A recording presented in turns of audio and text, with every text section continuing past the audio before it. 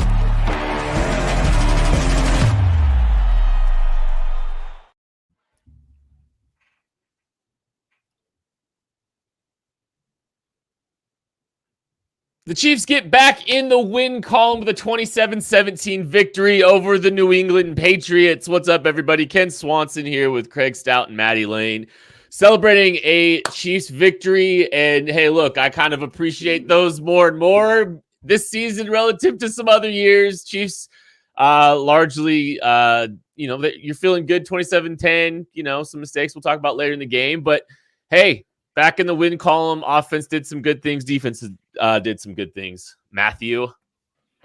Yeah, this is probably the most collective fun Chiefs fans have had watching a game in a while now, and it's nice to see. Yeah, it's unfortunate it came as the noon/1 p.m. Eastern time slot, but that's okay. Twice this year now, the Chiefs have played at this time, and both of them have been a lot more exciting than some of the other games. So I'm excited to talk about it. Let's get into it here. Yeah, absolutely. You got a game where, they target Rashee Rice 9 times. He has 9 catches for 91 yards. That's awesome. You've got a quarterback that drops back to pass 31 times on the opposition and only throws for 180 yards. That's also awesome. Defense was pretty good on the day, by and large. A couple short fields. We'll get into some of that, but it was good to see, the Chiefs offense continuing to keep things a little bit more basic. Just get the ball to Rashee Rice and see what happens. Get the ball to Clyde Edwards-Helaire and see what happens, who had another phenomenal day. Patrick Mahomes looked good. There were a lot of positives to take from this one. Yeah. And we'll get to some of the other stuff that I can see in the comment sections right now. I think we can start off the top, though, with Mahomes. I think Mahomes played fantastic today. I think he had a really, really, really good game. I know the stats are going to say he had 2 interceptions, but let's be honest, we're not gonna go out of our way to blame him for those, especially the last one. I thought he had a great game. I thought he had a really strong performance. 305 yards on the day. Obviously getting Rashee Rice involved. I don't know. I thought that was just he seemed to be throwing it to Maddie's, phrase. He threw it with his chest a lot today, I thought. And there's only a couple throws that I didn't feel great about, or maybe didn't, think it was the same. But yeah, I thought he did a pretty good job throwing it with his chest today. Yeah, I think that that's the most important thing. Patrick Mahomes came out there to start this game. He was throwing confidently. He was, trying to put the ball in the tighter windows. He was doing the Patrick Mahomes thing of, yeah, your coverage call might be correct. Yeah, the coverage might be good on this play, but it doesn't matter sometimes. And even if those plays don't always end up being huge chunk gains for the offense, it matters. It weighs on you to have to defend the Chiefs and defend them in ways that aren't normal. And I think that had become too much of the issue for the Chiefs. You could play a relatively normal brand of defense and slow them down because they were playing so tight, trying so hard not to lose the games. And it's understandable. Turnovers had really derailed them. Mistakes had derailed them all year, but it made them a lot easier to defend. And so now the past, essentially since going down 14-0 to the Bills, I think the Chiefs offense has tried, specifically Mahomes, have tried taking more chances, have played more confidently, have figured out who to throw to and which he can play that way. And it looks a lot better. There's 2 interceptions there. I can give Mahomes like half credit for the Blake Bell one because that was a pretty bad decision. Like, so we'll give a half credit there. Bell still could have easily caught it, right? But the second one was a wide open play, perfectly thrown. Like, he played an exceptional game almost from start to finish. I thought he was taking chances when he needed to, checking down when he needed to. So I think Mahomes is steering the ship the right direction for him. As we'll talk about later, it's still a process. There's still some choppy seas out there, but Mahomes seems to be back kind of on his A game right now. And this is, I think, a good game to showcase that. Absolutely. I think the play that he made is 17-yard pass to MVS where he broke the pocket and was able to extend the play, get the ball out there to MVS as a prime example of kind of, hey, the coverage held up. Everything was great. You did everything right on defense, and you were still wrong against Patrick Mahomes. The Clyde Edwards-Helaire touchdown was a phenomenally placed ball that Big Clyde goes up and gets there. That's great defense. Like, it's overall good defense. You don't expect somebody to be able to drop something like that. It's something that we have grown accustomed to with Patrick Mahomes, and we haven't seen a ton of this year. But it was really good to see more of that. This Bill Belichick defense has to rely on scheme and fully on scheme because they just don't really have the horses to make some of the rest of it go. When you can break Belichick's scheme, there's not much more that this defense is going to be able to do to stop you. And I mean, the Chiefs were really in full cruise mode there from, oh man, it was after the field goal. It was, basically the entire last quarter that they took their foot completely off the gas. Even you could see there at the end of the game, the Chiefs defense gets the stop on a turnover on downs. The Chiefs offense has the ball with a goal to go scenario and just kneels it out and gets it back to Bill Belichick. They didn't want to run this score up anymore at the point when they were doing this, and they could have. They just didn't want to at this point. So I'm looking at the end of the game and I'm going, okay, yeah, it ended up a little closer than any of us wanted because of that interception at the end of it. That sucks. But frankly, I think that if there was a little more competition here, you're still seeing Patrick Mahomes throwing with his chest. You're still seeing a little bit better offense towards the end of the game than we probably did today. I think if you looked at this game in a vacuum, relative, if you just try to look at this game in a vacuum relative to some of the other angst that has existed around Chiefs fans and around what's happened with this team the last, the entire season, I think you'd feel okay about it. Like you'd talk about some stuff that needs to get cleaned up, but you would largely be like, okay, this felt like a very normal Chiefs,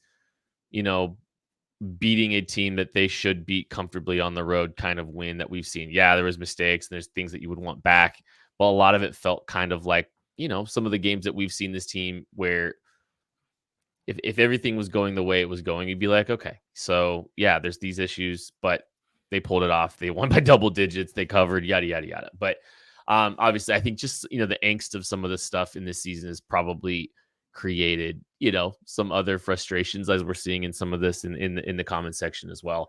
We'll get into all that for sure. I do want to talk about, some other stuff. We talked about Rashee Rice having 91 yards. It felt like he had 191. Like, it just felt like he had timely catches. Really, it felt like he was just ultra productive, and it just felt like just constant, which was great to see.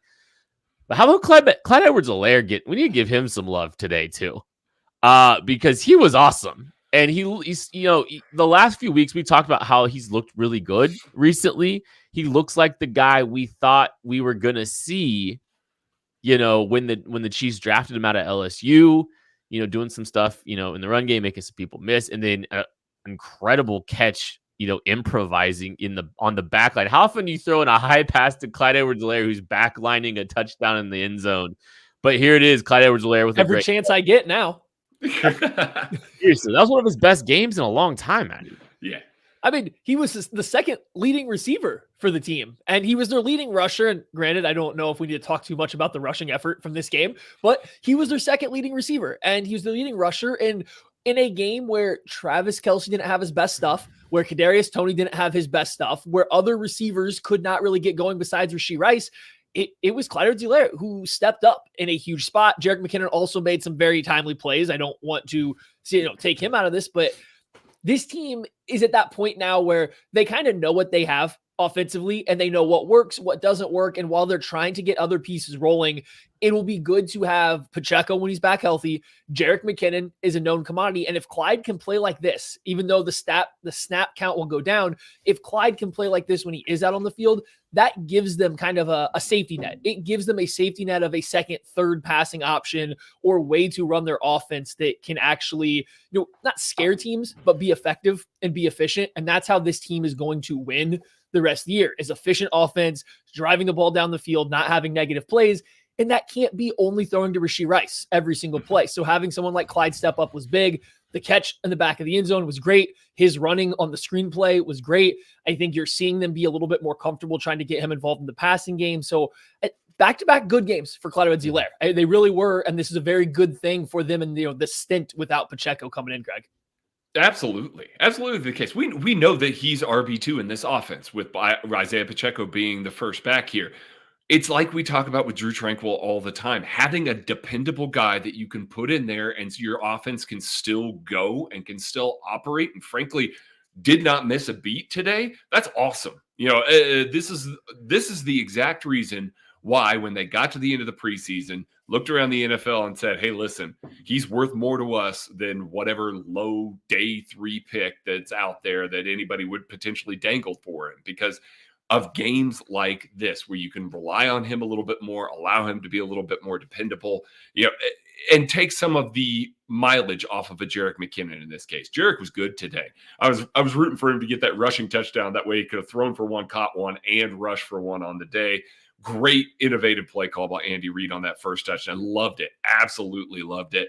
But I do think, they've got to make sure that they protect Jerick McKinnon. They got to make sure that they keep him for the stretch run there. We are seeing him integrated more in the red zone. And guess what? Red zone offense looks a lot better. They got to keep all that stuff. They got to make sure that's all there for January. So a guy like Clyde, even if he's just here for the December run, just for the punishment part of this, that's fine. But he's been effective and productive on top of it. And so that's even better there. But I really like what I saw out of both of those guys today.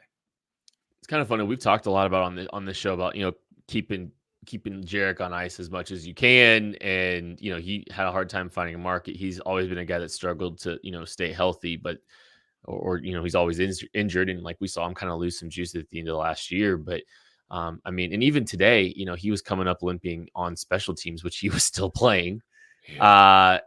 So, it's always going to be a struggle with Jerick. So yeah, getting someone like Clyde just back, involved is huge. And he's looked good. Like, I know like the stigma around Clyde and everything, but if you just look at Clyde for what he is, take away the draft pick, discourse and all that stuff. I mean, he's had a really good year. And I'll say this, I don't think and it probably wouldn't be Isaiah Pacheco in the situation that he threw, that he had that play, but I mean, if Isaiah, I don't think Isaiah Pacheco makes that play or has the, kind of awareness to make that play that Clyde does in the end zone. Just that's not really just been what, Jerick has done historically. And so great job by Clyde Edwards-Helaire there. Just, kind of, making a great adjustment. It was out of structure. He ran his route, saw space to the back line, knew he could work back there. Like, it's great. It's fantastic. Heads up veteran play. Yeah. And this goes back. This goes back to the Mahomes thing that we started with, though. He's playing in a way now where he's breaking coverage rules, and a lot of it's in the scramble mode. And I think that's where a lot of people, I think, get a little frustrated with Mahomes. Sometimes is not checking down when plays get hairy, but it's because he does stuff like that, and stuff like that in years past has been so reliable. There is nobody that's been more reliably good on that exact kind of play to Clyde's touchdown than Patrick Mahomes. And this year, when he's consistently getting let down by the receiving options, it looks a little funny. And I think there was a very specific intent from this team to get him to quit trying to play that way, which is how this offense has been built, right? And then they finally realized that's not working. They're still having the same mistakes. They're just coming within rhythm, and it's still leading to the same result. So that he seems to be back to playing his normal way, which lets guys like, how many times did we see Rice catch a ball once Mahomes was starting to move, and it was the second reaction play where he was finding a spot? This wasn't even the Kelsey show. It was Rashee Rice finding soft spots in the coverage to sit down. It was Clyde Edwards-Helaire going up and jumping on Watson's elevator to the penthouse to go catch a ball in the back of the end zone, right? So I think it all goes back, as we all know, this offense, works around Mahomes. So in a game where there was the same amount of mistakes as there are every single week for this offense, there was the same amount as always. They still scored 27 points versus a quality NFL defense because Patrick Mahomes makes this thing go. And this is with throwing 2 interceptions that barely were his fault. So it's a good sign. The same warning signs are still there, but it's a good sign that they still found a way to be a lot more successful and build off of the little bit of glimpses of hope that we were seeing against the Bills. And also a terrible call negating a possession that would have at least that pass interference on Rashee Rice was one of the worst calls I've ever seen. It was absolutely disgusting. Like the safety's running downhill and crosses the face of Rashee Rice. The man is so explosive that the safety misjudged the angle that he had to take and got in Rice's way. That's what it was. Both DBs did. They completely underestimated how fast and explosive Rice is because he ran away from the guy and man on him. He absolutely torched him. And this safety thought that he was going to slip underneath Rice to go get Kelsey because that was his man and just had no clue that Rice was going to be on him right away. And I don't know how you got an offensive pass interference. So that's crazy. The Chiefs won, so we don't care. But that would have been a crazy talking point after last week had that ended up mattering at the end because that was an objectively bad call. Well, there's been some objectively bad calls and bad decisions. I mean, look, the entire NFL is getting called for offensive offsides this week too. Good. They call it, guys. Oh, we've always called it. I want to talk about the refs. Lined up correctly and it doesn't happen. I don't want to talk about the refs. Chiefs played well today, and Okay, do we want to talk good defense or some of the slipping? Let's talk good defense before we dive into some of the stuff on the back end here. My goodness, it's really good to see Drew Tranquill back. Things just flow so much better with Drew back in there. You saw early on the New England Patriots did basically what we've been screaming on the lab as the fatal flaw for this defense for a long time. You put them in base defense and you throw. At the half, the Patriots had been in heavy personnel for almost 60% of their offensive snaps, and they threw 80% of those. That's an outrageous statistic. That's not what you line up. You don't line up in 12 personnel 60% of the game and throw 80% unless you're playing the Chiefs defense. And it was all quick stuff out of Bailey Zappi. Steve Spagnuolo really wanted to get in the backfield, drill him, try and speed it up. And it was not the right call early on. It really wasn't because their entire plan was to get the ball out of the quarterback's hand as fast as possible. They didn't want anything to do with any of that pressure, with any of the front four, any of that. And so Spagnuolo made some tweaks throughout the, brunt of the first half there. And then all of a sudden, the Patriots had nothing going anymore. They were dropping into the flats. They were able to kill off some of these plays. Guys were making tackles for, negative gains, which, we talk about the Chiefs getting behind the sticks and not being able to make something happen on offense. The Patriots are way worse than that than Kansas City is. And then you started seeing more guys dropping out, coffee housing. Willie Gay Jr. kind of blitzing or going to cover the flat, realizing it's not there, backing into coverage and picking the ball off. A great play by him. Just an overall great job by Steve Spagnuolo and everybody, but getting to be able to make those tweaks on the fly, being able to pull Nick Bolton out of the game for a drive and just say, okay, Drew, this is yours while we're making some adjustments on the sideline. We've seen it with Willie Gay Jr. in the past. We're getting to see them work that in with Nick Bolton as well. That's incredibly valuable because you're showing Nick Bolton something for the second time. He's not going to get fooled on it for the second time. So you give a little more time for him to exercise some of that stuff. Drew Tranquill gives you that ability. And then they were putting those guys on the field together. And obviously it worked. I was just really impressed by the way that this staff was able to counter what the New England Patriots came out of the gate with, which was a good game plan against this Chiefs defense. And then it just all fell apart when Spagnuolo made the adjustments.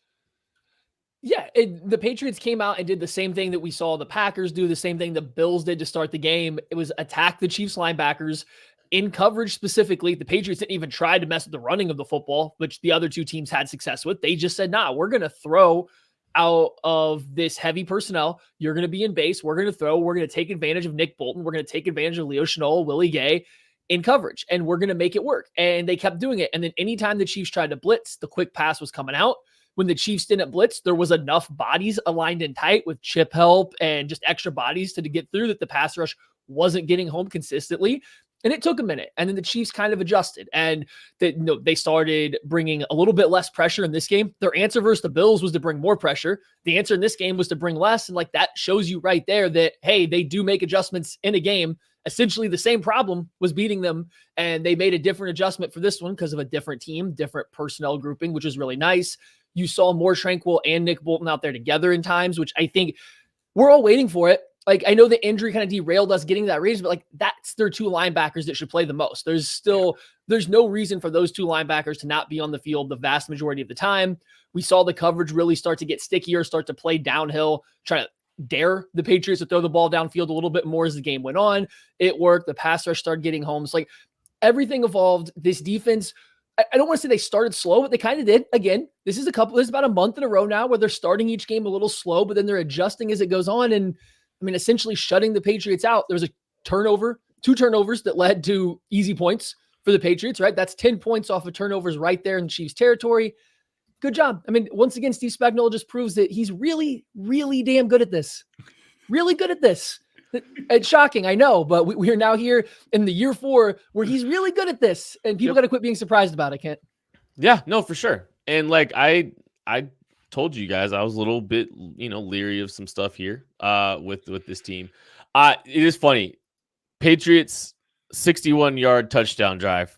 It was off of a terrible punt by Tommy Townsend. That was 35-yard punt. So, they get a touchdown. Obviously, they get the missed field goal early, so they go 48 yards there. But I mean, 2 short fields and this. The score is even drastically different than one of these. I just want to hammer the point at home that you're making here. After that 61-yarder, Kent, here's how it went. Net yards of 1 after that first interception, holding a team to the field goal. That's incredible. The net yards of 3, 0, 2, 3, 7, and 6 on the next several drives. Like you're not doing anything. There was 1 first down allowed on all of those drives there. Absolutely insane defense that they were able to just kind of lock it. Yeah, Patriots are awful. Don't get me wrong. Patriots are awful on offense. This is exactly what you should do. My goodness, that's good, though. It is hard to keep a professional team down like that. And then at that point, a 29-yard touchdown off of an interception. Game's over. Like, that's late in the game there. Who cares? Like, it's over. They're playing soft at that point. I mean, even that touchdown drive, the Patriots converted a 3rd and 12. Like that probably hasn't happened often this year, right? Yeah, they give 15-yard completion to Hunter Henry, who was matched up on Justin Reed in man coverage. And I thought Justin Reed played great in this game. He was an enforcer. He came down and made a lot of good plays in the box. Him in man coverage versus a tight end that still has some movement abilities is probably not your best matchup, right? Then later on, I think they completed a 3rd and 5 on one of the worst 50-50 attempted passes to Devontae Parker. 20 yards. It was just a duck thrown up in the air as Devontae Parker after is walking. 3 seconds. After L'Jarius Sneed played great press. Yeah. And Parker's not even running. That's why he's able to turn around and catch it. He's just kind of walking down the field and he's able to get it. And then they score a touchdown on 4th and 2 to Hunter Henry again on a deep. Like the Patriots just said, hey, we're going to randomly throw the ball deep on all 3 of these plays. It worked. And the Chiefs said, I don't think you'll do that again. And guess what? The Patriots never could do that again. Yeah. And I think that was one of the few rough plays from L'Jarius Sneed, I think this week too, because like I thought very few. He had a great game. I mean, he was really active in the flats there, and the Patriots still tried to, attack over there. Whether he was blowing screens up by throwing a receiver into a play or just making the play himself. Like I don't know what they were thinking. Keep continuing to try to challenge him, but there we were. I know. Yeah, ask Hunter Henry about how L'Jarius played today. He smoked him on that play, forced a drop there. I don't care what anybody else says. That hit hurt so bad Hunter Henry just tapped out. Like he was done on that play. And who can blame him? L'Jarius Sneed was awesome. I was glad that the announcing team really was giving him, his flowers throughout the game. I don't think we see enough of that for the Chiefs secondary. I don't think we see enough praise that's kind of thrown their way there. So that was really good to see as well. I thought Justin Reed came out and set the tone early. Obviously, a couple plays that we're going to look back on and be like, he could have been better on that, like we typically do with Justin Reed. But it was by and large a really good Justin Reed game, and made some of those guys a little bit scared to run in the middle of the field because he was absolutely blowing guys up. Defense should have had another pick, but obviously doesn't end up mattering. L'Jarius Sneed dropping one there. It would have been nice to kind of pad his stats on a gimme like that. But I mean, front four was only going to get home so quick. And if you got a quarterback that's just trying to get the ball out immediately, one step drop and go, only so much you could do. When he did hold the ball a little bit more, I think we saw Chris Jones, Mike Dana, even Felix and Aduke Azama got in the backfield, got himself pressure this week. It was good to see a lot of that stuff happening. And then, Steve Spagnuolo in his typical fashion, even when he's scaling back the blitzes, he's just doing them a little more artfully. That cat blitz call with Jalen Watson that was just completely unblocked was awesome. Like that was a great, fantastic call. So it was just he had no idea what happened on that play. No idea. He had no idea that there was a guy there. Just where the hell did that guy come from? That's what you want to see against a young quarterback like that. That's what you want to see out of Steve Spagnuolo.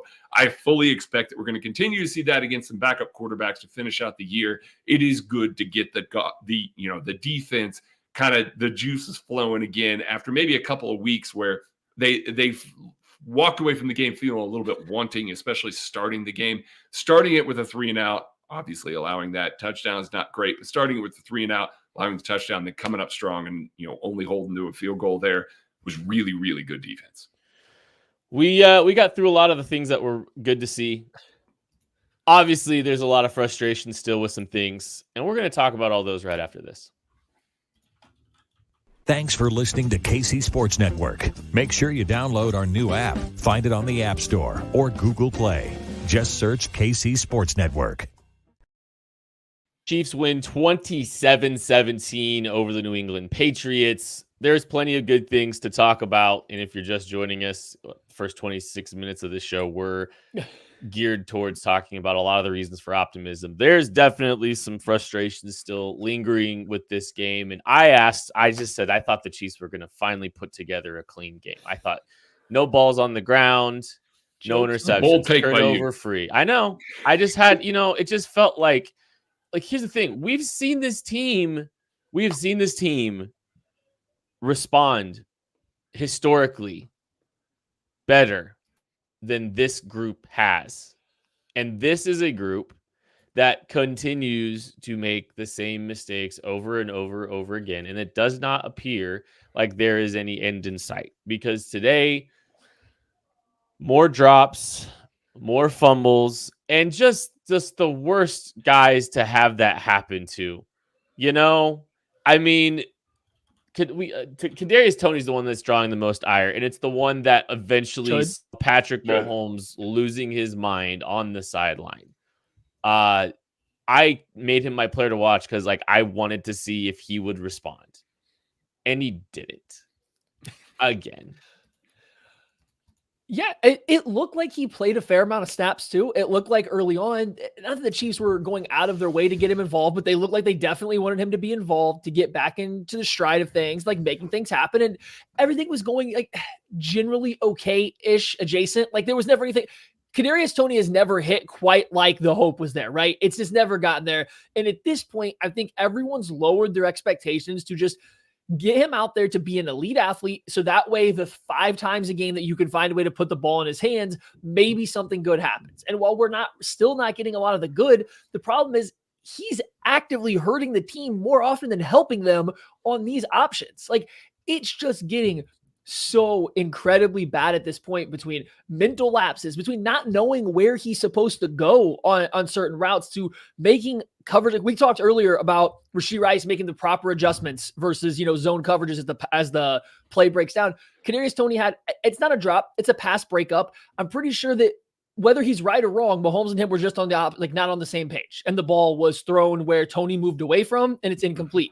Then you come back a couple drives later, and he drops a ball thrown right in the breadbasket, wide open, gets picked off. It's not working. It's just simply not working. I don't think we even need to put the man down. I don't think we need to talk about him not being good enough, whatever it may be. It's just not working. And you got to do something else now. And I get it. They've already done that with Sky Moore. They're doing it with Sky. They're doing it with MVS to like a half degree because they still need him out there. They're running out of bodies, but at this point in time, he can't be on the field. He's more than likely to create a positive for the defense and the offense at this point in time. He just can't be on the field. He can't do it. We can want to ride with him all we want because how electric he is with the ball in his hands. No, it just doesn't work. You've got to put an end to this experiment now. You've tried it enough. It's got to be done. I mean, yeah, I'd rather see Richie James at this point. Yeah, with Kadarius Toney with the ball in his hands is electric. We all know that. We all agree with that, and he can make some special things happen. That's why he's gotten the run that he has, and understandably so. Like, I totally and completely get why this offensive coaching staff has continued to put the ball in his hands. But we are now just repeated simple mistakes, drops, incorrect alignment, not executing, not sinking in the spot that he's supposed to, not reading the defense correctly. These are things that are just absolutely killer on this offense right now. The problem is, it seems like, and we're going to see snap counts for Sky Moore. Sky Moore was persona non grata this week. Like, he was essentially nailed to the bench. They did not want to use him very often. When they did use him, he fumbled on a play that luckily was a defensive holding, and it was a defensive holding. So you have a situation now where you've got Sky Moore minimized. You're trying to minimize MVS. Can you minimize Kadarius Toney?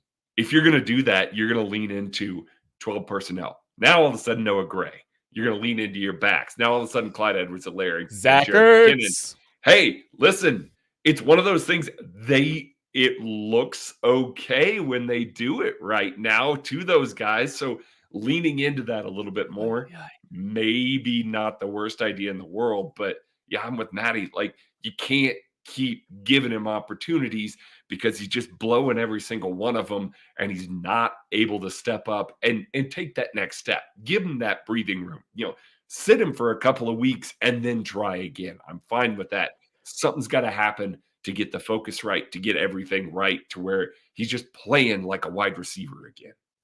Chiefs head coach Andy Reid's at the podium. Rob Collins has this quote: "We got to make sure we hang on to the football. We're getting better at that. We just have to keep growing there." I don't know if they're getting better at that.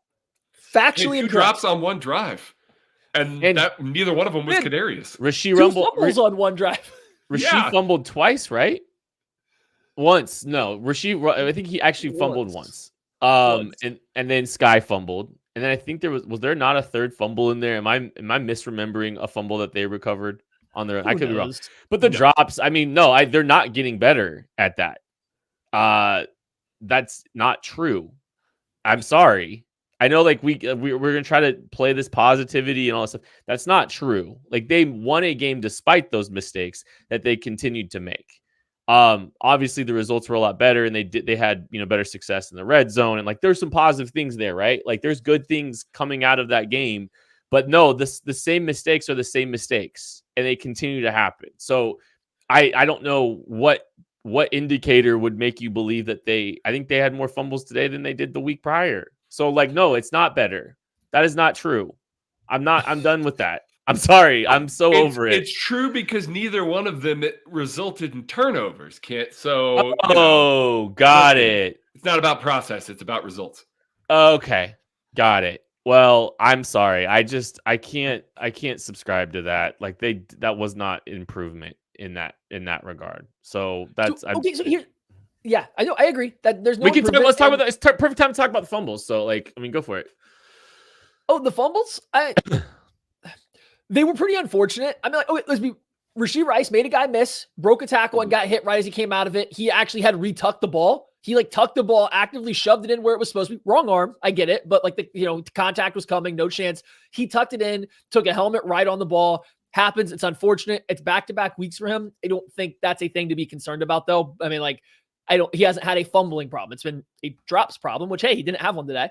And then Sky Moore right after I don't want to sound like it's unfair blaming the guy that we don't have as high expectations for. Sky Moore seemed a little worse because he should have known a guy was there. He wasn't doing anything but running, and a guy just walked up and ripped the ball away. Thankfully, there was a pass interference or a holding that took it away. But His was a little more obvious. He knew a guy was there and the guy just walked up and took it away. Ball security has not been a strength of Chiefs teams over Andy Reid's career. I mean, like, that's just kind of what they do. They rely so much on yards after the catch, the way this offense runs, that guys try to maximize their yards after the catch. And that leads to you running with the ball looser. You can go through history. A lot of the guys that are the best at being elusive runners or best yards after the catch guys on catches or rushes, they fumble a lot because you don't hold the ball as tight. So you can move better. It's just like, it's physics. It's like, it's just how you move. Right. And so it's unfortunate. I think it's unfortunate. I don't think it's that big of a deal, those two fumbles, but what about you, Craig?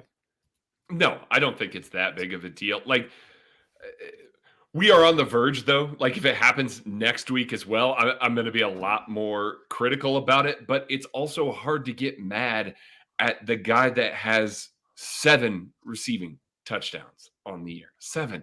That is a franchise record for a rookie and leading the team on a team with Travis Kelce on it, Jerick McKinnon that they like to use in the red zone a lot, a number of other guys that, frankly, probably shouldn't be catching touchdowns. But, I feel like that's one of those, you take the good with the bad because you're thrusting a rookie into that role, and you don't want him to be any less tentative with the ball in his hands. You want him to keep that kind of bulldog mentality, try and run through guys, try and accomplish a little more, get every single yard out of every single play because it's needed on this offense right now. Difference between, a 3rd and 4 and a 3rd and 2 for this offense is massive all of the sudden this year. So I'm fine with it, trying to make a little extra happen, but, it's got to be stuff, not silly stuff, and a couple of the times where he's had the ball punched out or maybe had some ball security issues this season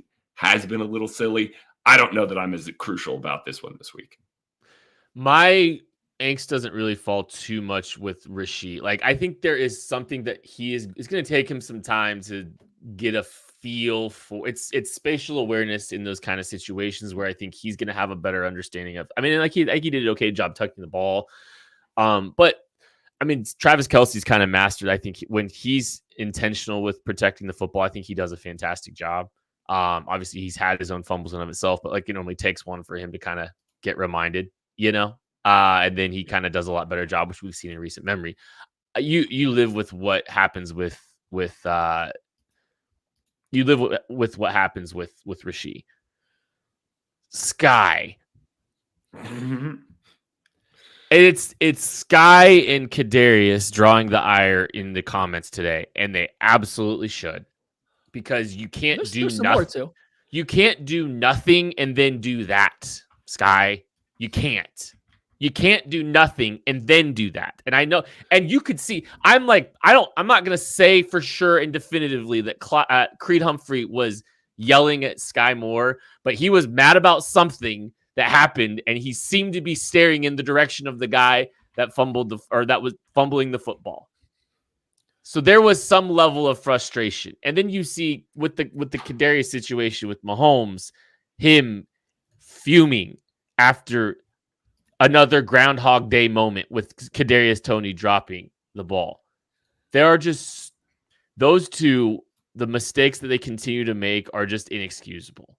And at some point, to Matt, what go, Craig? I was going to say, Patrick Mahomes was not just reserving some of that ire for, those two. Like, let's talk about let's talk about the biggest elephant in the room right now. He was pissed off at Travis Kelce today. He was real pissed off.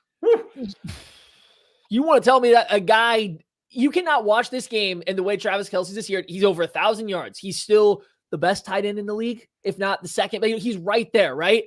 But you cannot funnel a top 5 offense entirely through Travis Kelce like you could every other year up until now. He's just not the same guy. He's just not. And you can just see it kind of when he gets the ball, how many times they have to protect him on his releases. Everything's really slow. Everything is kind of clearing stuff out to allow him just to read leverage and find soft spots. And then when they need him to go make an extraordinary play, they just aren't coming in as frequently this year. I throw to the back of the end zone. Maybe it sailed on Mahomes a little bit to get up, but you're throwing to your 6'6", 6'7", 250-pound tight end. you kind of expect him to go up and get a ball that is very much in his hands, and he drops it trying to pull his hands in to protect himself from a hit that's not even like bang, bang. It's a big hit, but it's not an impossible hit that an NFL player can't make. And then you come right back to him. You throw an absolute dart, a literal rocket, and Travis Kelce flops in the back line of the end zone as hard as he could, when he would have a ball thrown right into his chest if he just took one step to the side and goes down. And Mahomes was livid. I think Kelce was probably trying to tell him on the play before the ball was too high. It looked like that's what he motioned. So I don't know if he was already annoyed and then the flop happened. I don't know what, but that was a bad stretch there for Kelce. And it's just a guy that looks a little less interested in getting beat up on a football field than he has in the past, which is understandable, but it's very clearly showing up on the field now. And it's really hard to run an offense through that guy right now, the way he's playing. Especially when you spend all week long talking about how we need to have focus, how we need to drill down. You know, the quarterback's going to sit in on all these film room sessions, make sure that we're all seeing things the same way and we're all putting in the same effort and we're all focused and aligned and moving forward. That's one of your veteran leaders. And yeah, the merits of trying to funnel everything through a 34-year-old tight end that's had this many surgeries is one that we've discussed ad nauseum here. I'm not laying, hey, you've got to make sure that you're there every single week because this team decided, guess what? You're offensive weapon number one for this team. I get that that's what they've done with him here, but man, this was just one of those games that, you know, look back on here.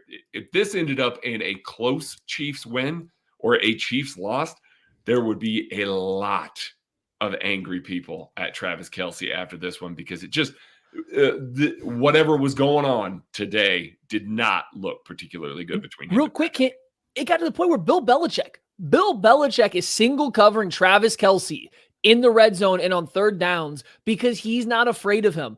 Bill Belichick, the man who made his entire defensive coaching career in high leverage spots, decided, I'm not going to do what I have done my entire career and double the opposing team's best player. The same thing that he has done to the Travis Kelce and the Chiefs for years. Gronk is sitting there on the halftime show talking about how that's what they are going to do. And the second half, guess what they weren't doing? Double teaming Kelce in every high leverage situation. They just let their random DBs, not all of them were Kyle Duggar, who's been good against them before in the past. It was anyone go one-on-one with Kelce and say, let's see if he beats us. And guess what? He wasn't beating them hardly ever.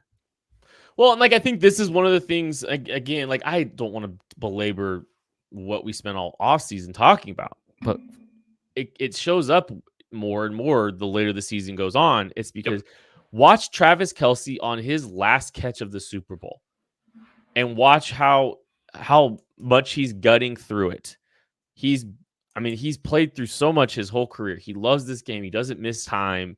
And, you know, it's hard for a guy to continue to sustain the kind of success that he has over the course of his career. And the pain adds up, the injuries add up.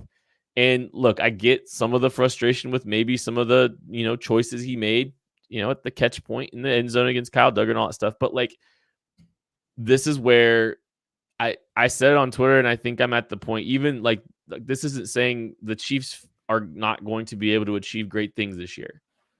This doesn't mean that, the season's over, because I think everything's still on the table for them. I think they're going to win out, and they have a chance at the 1 seed if they win out. I think the Chiefs failed Mahomes this year. And I've been really careful of saying it because I've wanted to give this thing time. But they've kind of failed him with the lack of consistency and reliability that they've given him in the receiver room. And Travis Kelce's awesome. And Travis Kelce's, still probably the best tight end in football. But he's aging. Yeah. And they didn't give him some reliable target around him to help carry the load for Travis and help give Patrick more reliability around him. And this is what happens. You see the Sky Moore struggles. You see the Kadarius Toney, wide receiver 1, Kadarius Toney, who we were sold as wide receiver 1, Kadarius Toney, continues to make big mistakes that is causing this team, dearly. And I'm glad it didn't result in a loss. And I'm glad the Patriots offense is horrendous. And I'm glad. I mean, I'm glad the Chiefs were able to find some success, and you can point to some stuff that would say this game could very easily be 41-10. Oh, easily. Like yes. There's positives, right? Yeah, that's the whole positive about it, is they still made all the same mistakes they have made all year long, but everything else was better. Everything in between the mistakes was better. Every negative play didn't completely ruin a drive. Some did, which happens, but not every single one. They still had some turnovers, but it didn't derail them on the next series. They didn't have a stretch where they couldn't move the ball or do anything. Andy Reid got real creative to start this game, even beyond the scripted plays at the beginning. Even out of this, the first 15 script or whatever it's going to be, he got real creative early until they kind of took a little bit of control. Then he backed it off a little bit, as Andy Reid is one to do. Like, everything was working in between the mistakes. There wasn't anything fundamentally wrong this week, which is a nice change of pace from what we've seen for a lot of this season. Fundamentally, everything was fine. It's just the mistakes. Like, the overall offense, the feel of it, everything was going. It's just that legitimately this time was actually self-imposed, shooting yourself in the foot. And then they still won a game against a quality NFL defense. I don't think the Patriots are very good. So I got to choose my words carefully here. I think it's a bad football team, but they were still able to function despite that. So if you start cleaning that up, if it even returns mildly to the mean, the mistakes that they have, which again, week 15 now, is it going to return? Who knows? But even if it does, all of a sudden things look a lot better. Like, they worked around it this week, and that's the important thing.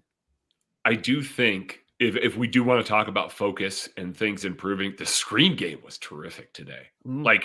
Even outside of Clyde's monster screen that was just perfect, absolutely perfect on just about every single level there.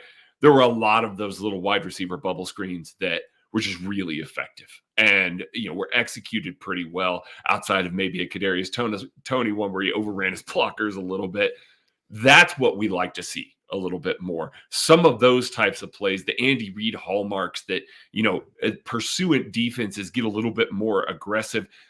Going back to that Clyde one, even the way that he chipped the blocker and released was perfect. Like, the dude that was coming upfield was just like, oh, that's right, I beat the running back. I got this handled. And then it ends up as a monster explosive play for this team.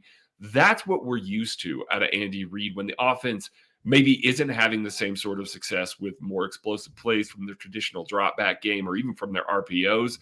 They're able to create big plays out of their screen game. And it's been a little while that we've seen it. Now, they've been running screens just fine, but they haven't been crisp. They haven't been executed particularly well. I really felt like they were executed well today with blockers pulling out in front.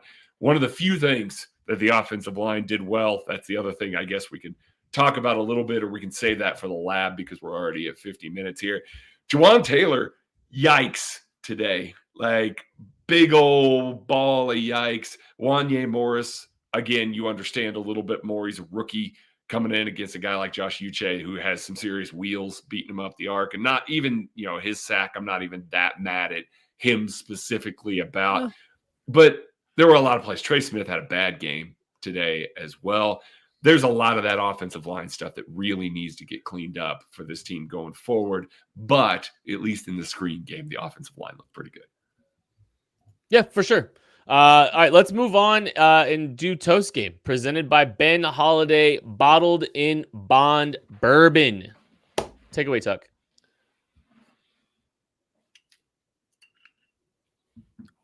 Nothing? Pump fake.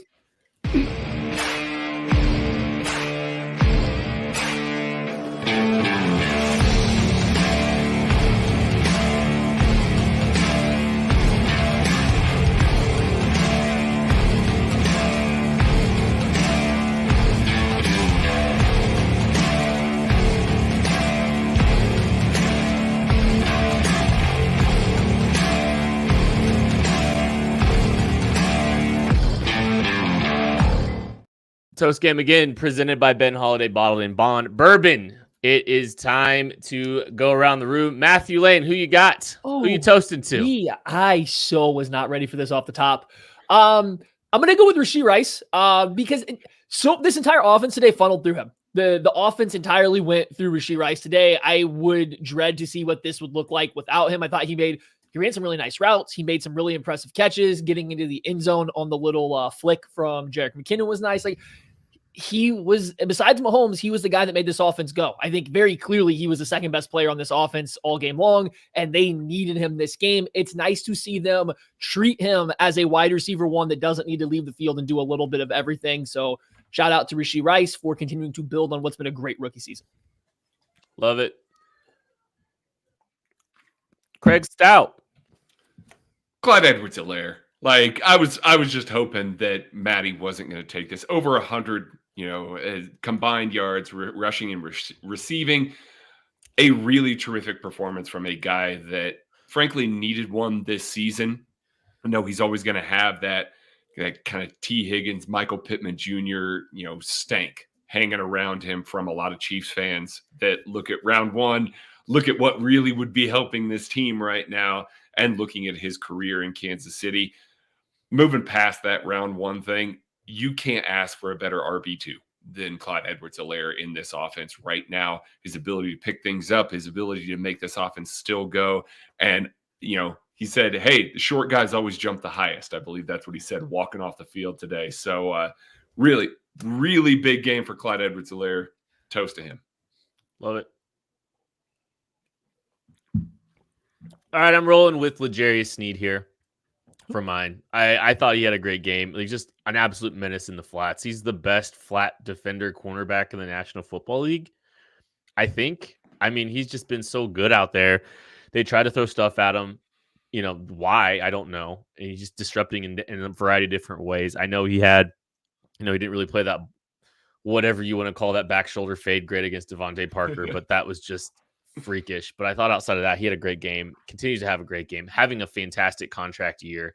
It is going to be, he's going to get paid. It is going to be very difficult to keep him around. So, L'Jarius Sneed is my toast game. All right. Let's get out of here. Thank you all so much for listening, for watching, supporting KC Sports Network. We really do appreciate you. Fun to see the Chiefs get back on track. We'll be back tomorrow to talk more about this game. You can also catch Only Weird Games as well. We'll both be live tomorrow. So make sure you're checking all that out on the KCSN YouTube channel or wherever you get your podcast. Thank you all so much. We appreciate you. We love you. We'll catch you later. Chiefs win. Go Jags. Go Cowboys.